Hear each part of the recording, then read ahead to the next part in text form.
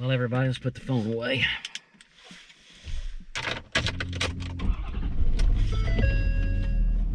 Well, I got a little interesting story for you today. We're on our way to the UPS store to mail something that I found 15 years ago. I used to own a 1970 Boss 302 Mustang. And I bought the car probably around, I'm backing up right now, guys, 2005. And when I did, I immediately started a restoration project on this car.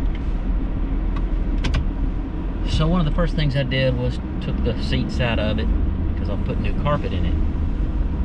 And when I tore the carpet out of it,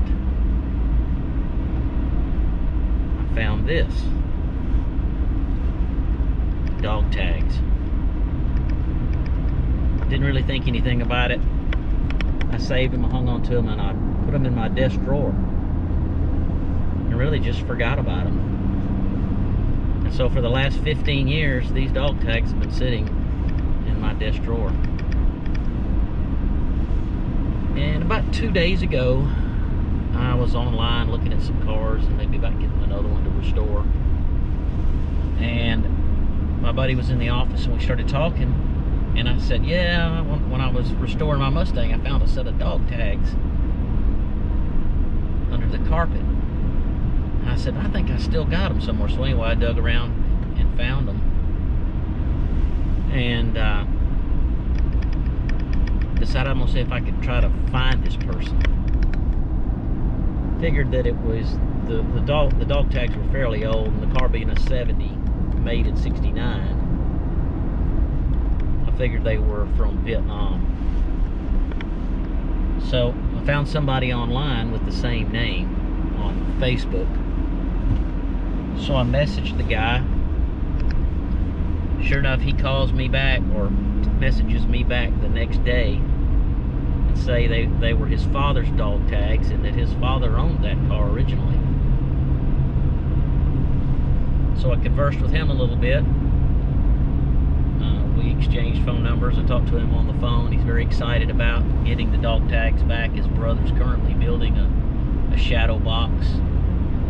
And this was prior to me contacting them. The brother was doing this and putting a lot of his father's military memorabilia in the shadow box. So this is going to be a nice addition, and I'm kind of glad that it got brought up and that the timing of all of it. So anyway, I'm on my way to the UPS store to send him his father's dog tags, and I'm really happy about it. And I'm really happy that I hung on to them, that I didn't throw them away, and that I was able to find them. Now what I'm going to do now is I'm going to share some photos of the car.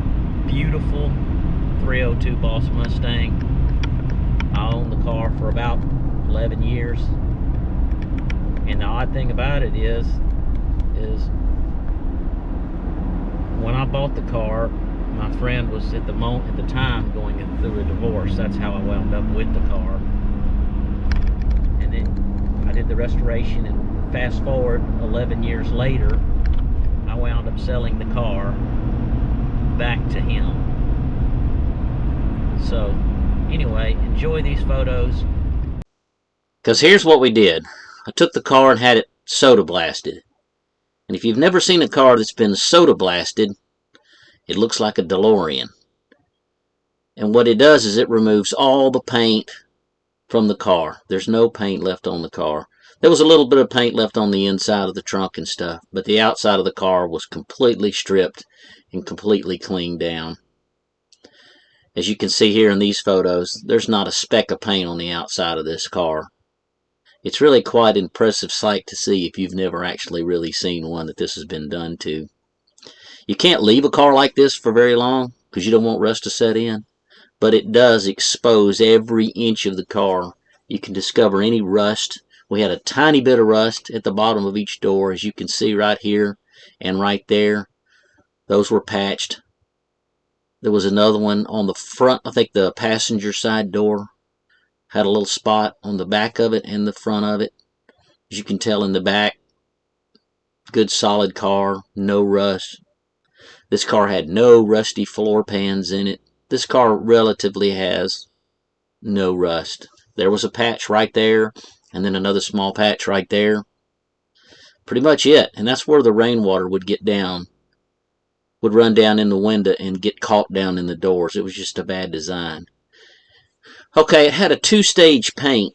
Now, originally the car was primed in this green color, and that's just a primer. We removed all the lead. Those cars came with lead at the seams. You can see here at the rear quarter where there used to be a lead right here. That was all removed.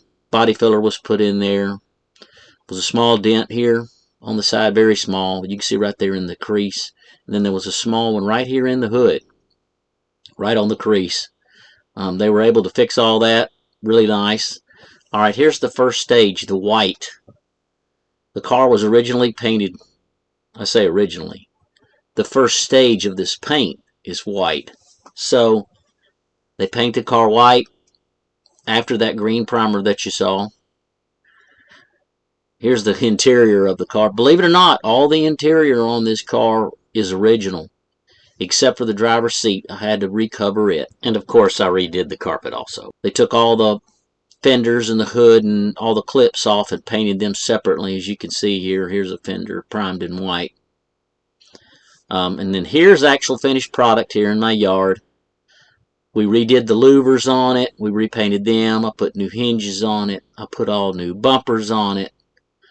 I put new chrome trim on it. Painted the grill the proper color. Put the proper tires on the car that would be from 1970. Of course, they're radials. They say polyglass, but they're modern radials. Here you can see the interior of the car. The interior of the car was basically perfect. The dash, original. You see the carpet right there? You see that seam right there behind the gear shifter? That's where the dog tags were located. Down inside that little seam right there between the seats. I don't know if he just tucked the dog tags in there or if somehow they accidentally got put in there. Now, when I redid the engine compartment, I bought all the proper hoses, all the proper decals, the yellow top coil pack that you see there. All that stuff was original to the car in 1970. There's the polyglass radials. Beautiful, beautiful vehicle. All the proper decals under the engine compartment. Yeah, redid the louvers, painted them, new hinges, new clips. And that black paint, you really can't tell, but that paint is a textured paint. Anyway, very, very beautiful car. I really can't say enough good things about the car. Really enjoyed it. Sold it back to my buddy, and he's enjoying it now.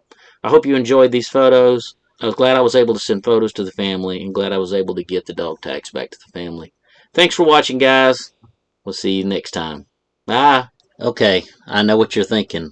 Why in the world would he sell that car? I ask myself the same thing all the time, and I'm not crying about it either.